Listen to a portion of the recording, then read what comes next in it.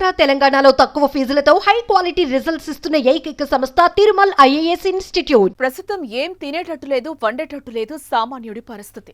నూనె రేట్లు సలసలా కాగుతున్నాయి. ఉల్లి కోయకుండానే కన్నీరు పెట్టిస్తోంది, టమోటా మూత మోగిస్తోంది. దసరా, దీపావళి పండుగల ముందుకు పెరిగిన నిత్యావసర సరుకులతో మధ్యతరగతి కుటుంబాల బడ్జెట్ భారీగానే పెరిగిపోతోంది. ఇలాంటి సమయంలో ఏపీ సర్కార్ శుభవార్త అందించింది.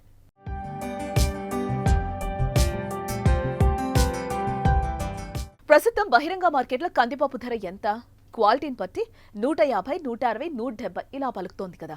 అయితే ఇక ఏపీ రేషన్ దుకాణాలు కేవలం 67 రూపాయలకే కేజీ కందిపప్పును తీసుకోవచ్చు. అంతేకాదు బయట బహిరంగ మార్కెట్లో 50కి పైగా చక్కెర ధర పలుకుతూ ఉండగా ఏపీ సర్కార్ మాత్రం 17 రూపాయలకే అరకిలో పంచదారని ఇచ్చేందుకు శ్రీకారం చుట్టింది.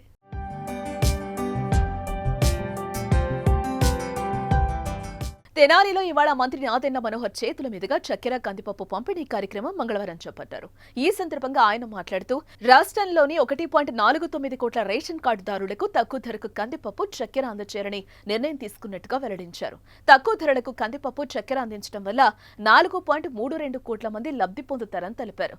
మంగళవారం నుంచి రాష్ట్ర వ్యాప్తంగా 29,811 రేషన్ దుకాణాల ద్వారా కిలో కందిపప్పు, అర కేజీ చక్కెర తగ్గించిన ధరకే పంపిణీ చేస్తామని వెల్లడించారు ఏపీ పౌర సరఫరాల శాఖ మంత్రి నాదెండ్ల మనోహర్.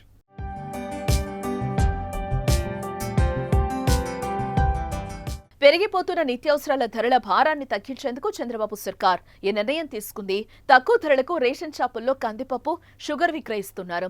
నెల వ్యవధిలోనే 2 సార్లు కందిపప్పు ధరలను తగ్గించడం రేషన్ కార్డుదారులకు భారీ ఊరట లభించినట్లయింది. గోధుమ పిండితో పాటుగా రాగులు, జొన్నల్ని కూడా రేషన్తో పాటు అందించేందుకు కసరత్తు చేస్తోంది ప్రభుత్వం.